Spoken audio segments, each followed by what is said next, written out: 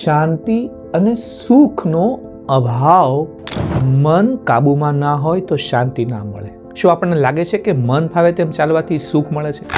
શ્રી કૃષ્ણનો આ શ્લોક એક તાર્કિક સત્ય સમજાવે છે કે જેનામાં ભાવના નથી તેને શાંતિ મળતી નથી, અને જે અશાંત છે તેને સુખ ક્યાંથી મળી શકે? વ્યવહારમાં અને માનસિક અંધાધૂંધી કહી શકાય.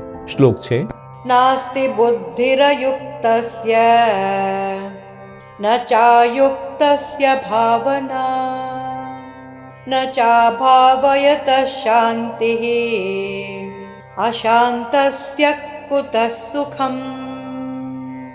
અધ્યાય 2 શ્લોક 66માં શ્રી કૃષ્ણ કહે છે, જેનું મન અને ઇન્દ્રિયો વશમાં નથી એને અયુક્ત કહેવાય.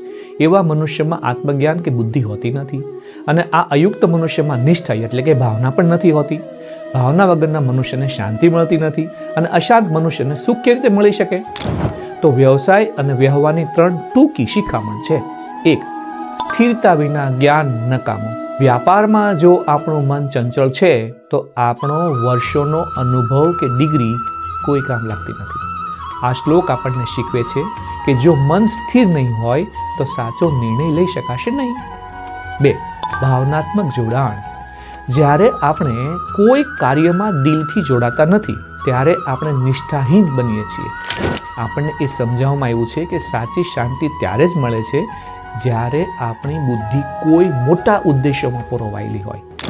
અને ત્રીજી વાત, શાંતિ એ જ સુખનો પાયો છે. ઘણા લોકો માને છે કે સંપત્તિ એ જ સુખ છે, પણ ખરી રીતે અશાંત મન કોઈ પણ વૈભવને માણી શકતું નથી. વ્યવહારમાં જો આપણે માનસિક રીતે અશાંત હોઈશું તો દરેક સફળતા પણ બોજ જેવી લાગશે. શું આપણે આ ચંચળતામાંથી બહાર નીકળીને સાચી શાંતિ પામવા માટે તૈયાર છીએ?